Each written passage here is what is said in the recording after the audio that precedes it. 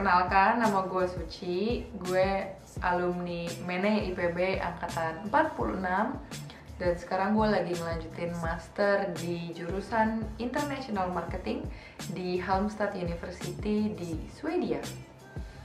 Jadi gue kuliah di Swedia, fully di cover dengan beasiswa dari pemerintah Swedia. Itu namanya Swedish Institute Study Scholarship. Itu beasiswanya cover semua biaya hidup, biaya kuliah, transport pulang pergi dari Indonesia ke Swedia, pokoknya semuanya full cover. Dan gue baru start kuliah di Agustus 2017 kemarin. Jadi gue lulus di IPB tahun 2013. Gue dulu termasuk lulusan yang biasa-biasa aja. Gue lulus dengan IPK 2,98, mepet-mepet 3 tapi tetap di bawah 3. Kok bisa IPK di bawah 3 tapi dapat beasiswa? Pasti pada bertanya-tanya itu. Jadi gue selalu percaya kalau kita punya mimpi, pasti kita juga punya jalannya buat ngewujudin mimpi itu. Nah, gue tuh dari dulu, dari zaman masih SMA pengen banget kuliah ke Eropa. Nah, cuma berhubung gue sadar bahwa secara finansial itu nggak mungkin karena kuliah di Eropa mahal banget. Dan juga secara akademik, gue biasa-biasa aja. Gue bukan tipe mahasiswa yang rankingnya 5 besar zaman sekolah. Gue bukan tipe mahasiswa yang waktu kuliah selalu datang ke kelas rajin. Dan mahasiswa yang lulusan cum laude, IPK-nya selalu bagus gitu juga bukan. Bahkan dari semester pertama gue kuliah aja gue udah ada mata kuliah yang C, jadi udah nggak mungkin dapet cum laude. Nah, tapi dari situ gue sadar juga bahwa meskipun akademik gue pas-pasan, meskipun secara finansial itu nggak memungkinkan, tapi gue percaya bahwa tiap orang punya kemampuan yang kalau kita mau kembangin itu kita pasti bisa. Itu kerja keras dan komitmen. Jadi yang gue lakukan dulu waktu gue kuliah di IPB adalah gue banyakin aktivitas untuk ikut organisasi, ikut BEM, ikut acara-acara kepanitiaan, volunteer, macem-macem kegiatan di luar akademik.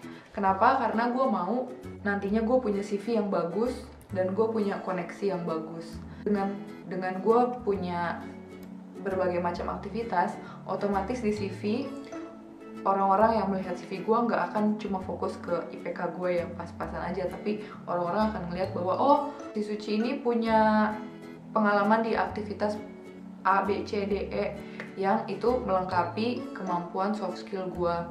Nah,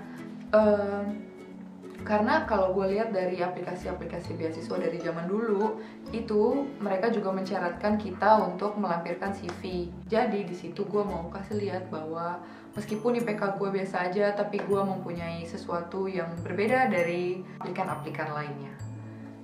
Itu satu. Dan yang kedua, dengan ikut organisasi gue dulu juga memperbesar koneksi gue. Dengan kita punya koneksi yang banyak, dengan punya koneksi yang bagus, kita bisa mendapatkan banyak informasi-informasi dari berbagai macam orang. Dan dalam proses apply beasiswa, koneksi itu dibutuhin ketika syaratnya adalah kita harus melampirkan recommendation letter. Nah, case yang terjadi sama gue adalah ketika gue lulus dari IPB dan gue mulai apply beasiswa, mulai daftar-daftar kampus buat S2, itu gue melampirkan satu recommendation letter dari Pak Alim, dosen Mene zaman gue kuliah dulu. Nah, Pak Alim itu dulu waktu itu Pak Alim lagi kuliah S3 di Jepang dan gue lagi kerja di Jakarta. Dan dengan jarak Jakarta dan Jepang itu beliau bersedia untuk membantu gue dan memberikan gue recommendation letter yang sangat berguna bagi proses pendaftaran beasiswa dan proses pendaftaran kampus S2 gue. Nah, di situ gue percaya bahwa manfaatin waktu kuliah sebaik-baiknya untuk banyakin organisasi, banyakin aktivitas di luar akademik, karena di situ ada jalan-jalan yang akan terbuka. Dan buat beasiswa sendiri nggak usah khawatir karena banyak beasiswa di luar itu banyak banget. Sangat-sangat banyak, requirement-nya pun macam-macam. Ada kok beasiswa-beasiswa yang memang menerima mahasiswa-mahasiswa yang lulusan IPK-nya di bawah 3, dan bahkan ada beberapa beasiswa yang memang sama sekali tidak mensyaratkan IPK. Kayak beasiswa yang gue dapet ini, mereka nggak mensyaratkan IPK sama sekali karena mereka memang punya visi dan misi yang spesifik. IPK tidak berperan signifikan dalam visi dan misi yang mereka memang mau capai. Jadi makanya mereka nggak mensyaratkan IPK di dalamnya. Dan alhamdulillah gue mendapatkan beasiswa ini dengan IPK gue di bawah 3. Jadi pesannya adalah jangan menyerah dan pede sama kemampuan diri sendiri. Percaya bahwa tiap orang punya keunikannya sendiri, punya kelebihannya masing-masing. Meskipun ada kekurangan di sisi akademik, kalian bisa melengkapinya di sisi soft skill. Kalau kalian udah bagus dari sisi akademik, tambahin lagi dengan kegiatan-kegiatan yang lain yang bikin kalian punya value yang lebih dari orang-orang yang lain. Gitu pesan dari gue. Jadi yang namanya mewujudkan mimpi itu gak pernah ada yang bilang kalau itu mudah. Tapi selama kalian konsisten dan kerja keras untuk mau mencapai mimpi tersebut, gak ada yang gak mungkin. Dan percaya aja, setelah segala kerja keras yang kalian lalui, konsistensi sekian waktu yang kalian jalani, nantinya kalian akan berada di tempat yang selalu kalian impikan selama ini. So never give up and be yourself.